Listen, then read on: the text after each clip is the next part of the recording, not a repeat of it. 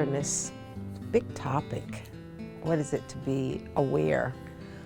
What is it to be present? And what are we present to? You know, many, many years ago, like 1,000 years ago, people on the planet were aware in a particular way. They were aware of the sky, the stars, the earth itself. So there was an awareness. And as we evolve as human beings, our awareness, it seems as if it broadens. And when I become aware in a whole different kind of way, then it shifts my life. It shifts the very playing field on which I'm grounded, on which I'm living. Being aware here for us ecologically is being aware of ourselves as interpretive beings. That we are interpreting life as it's occurring, and those interpretations are shaping our life. And so what does that make me? It makes me an interpreter. For many, many years, there were only a few people on the planet, meaning if you were king, a queen, priest, then you could interpret life and shape it. But now, more and more people are waking up to the awareness that they are generators, that they are co-participants in this dance called life. So with that awareness, it shapes what kind of actor I am in the world. And I don't mean play acting, but my actions, my choices. And when I become aware of my choices, and some of the choices aren't even mine. Some of the choices were here before I was even born, about what it is to be a man, what it is to be a woman, what it is to be a black woman here in the United States of America. All of that conversation is always going on. And when I become aware, and I become aware of my participation, I become aware of that I have some say-so, then something else emerges. And what starts to emerge is a new kind of freedom, a freedom to generate, a freedom to create. And what's important for us in the awareness that we are seeking to, our aim to bring forth is the awareness that we are all participants together here on this planet. And with that awareness, it shifts how I participate. It will be like here in this room where I am right now. I'm aware that someone is filming me. I'm aware that I'm speaking in a particular way. I'm aware that I have a particular message that I want to communicate. So with that awareness, I show up. I show up like to align my life with the awareness that I am noticing, that I'm present to.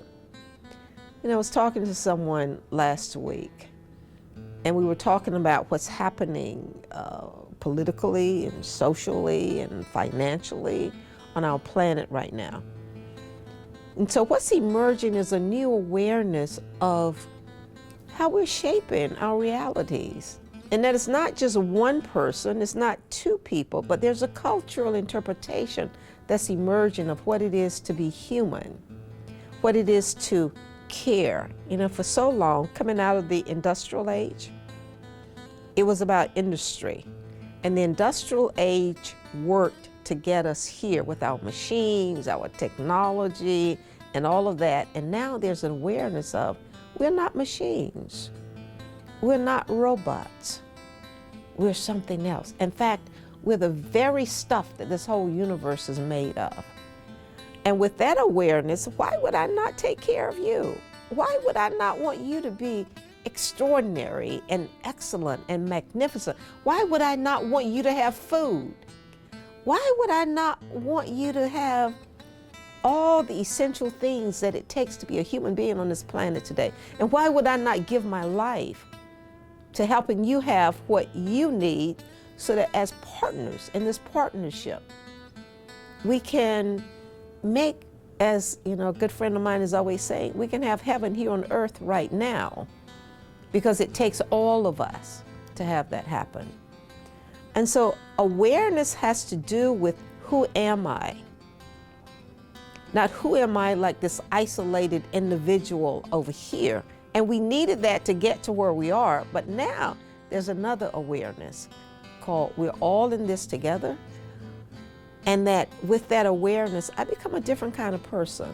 And when I walk into my supermarket, with the awareness that I'm sharing the supermarket with other people, I'm listening, I'm looking, I'm noticing, and I extend myself. You know, it's like the other day in my supermarket, there was a little old lady trying to reach something. You know, I'm a little old lady too. But I watch her struggle, trying to get this can of stuff. I could have kept walking, but I went over and I couldn't reach it. I said, but you stay right here. I'm gonna get someone who can get this for you. Being aware of the world around us, being aware of the children. Do you know that in our world today, here in the United States, suicide, depression, drug abuse is high? I'm saying that it's high because we're not aware of our connection. We're not aware of our vulnerabilities to and with each other. We're not aware that every time someone has a drug overdose, it has an impact on my life too. And so how do we be together in such a way that all our lives are enriched? That's an awareness that I'm not this isolated Cartesian self, but that I am an ecological self, and that our lives penetrate each other, whether I'm present to it or not, but that's what's happening. Creating awareness with your clients is number one, that you're aware, and aware of who they are. You're aware of their capacity to live and shape life. And with that, we use mindfulness. That's why one of the things we do is we study Western philosophy. We study Eastern philosophy. We study biology. We study quantum mechanics so that we can become aware and begin to ask the kinds of questions that will have them be more aware of the assumptions and meanings and beliefs out of which they're living their life. It can only happen if you yourself have a certain level of awareness. There have been so many times where my awareness has expanded in the conversation, in the interaction with my clients. And so I ask my clients to pause. The first thing, to pause and to notice that it is a meaning, it's an interpretation that they're bringing. And what does that mean? How's it shaping their life? Is there room for another meaning, another interpretation? And just with that, something starts to expand. You know, I talk about my life quite a bit because I was born in a very poor town in eastern North Carolina. My dad was a farmer. And I can remember the first time I saw a globe. You know, here I'm a little, like maybe 4 or 5, and here's this globe. And my dad is explaining to me, this is here, this is here, this is here, this is here. He'd never been to any of these places, right? But he knew about the world. And so my awareness expanded. And I remember saying to my father, I didn't know it was a declaration at the time, but I remember saying to him, I'm going here, I'm going here, I'm going here, I'm going here. And he would say, of course you are. And guess what? I've traveled the world because I had an awareness that there was a world. And without an awareness that there are other possibilities, people won't expand. And a part of coaching in terms of awareness has to do with opening possibilities for people, allowing people to know something about themselves that they didn't know before because they couldn't know it with their limited awareness. And then we play with time as awareness. here you are someplace. Where do you want to go? I don't know. I don't have any vision. I don't have any purpose. Right now I'm just about surviving. How do I get over? How do I pay my rent? How do I keep my company going? How do I support my employees?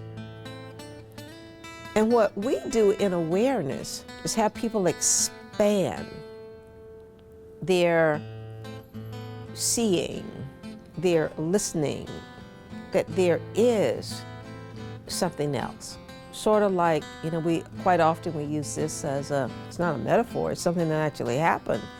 Before people realized that the earth wasn't flat, they thought the earth was flat. And that when they saw their friends and family sailing so far, they thought they were going to fall off the earth. That was the awareness. And then at some moment in time, some parts of the world, they said, no, the earth is not flat. In fact, it's round, kind of round, and that you can sail the circumference of the earth and not fall off. That was a new awareness. Or as they talk about the first time the astronauts looked back on the earth from over here, way back here, possibilities started to emerge that were not there before.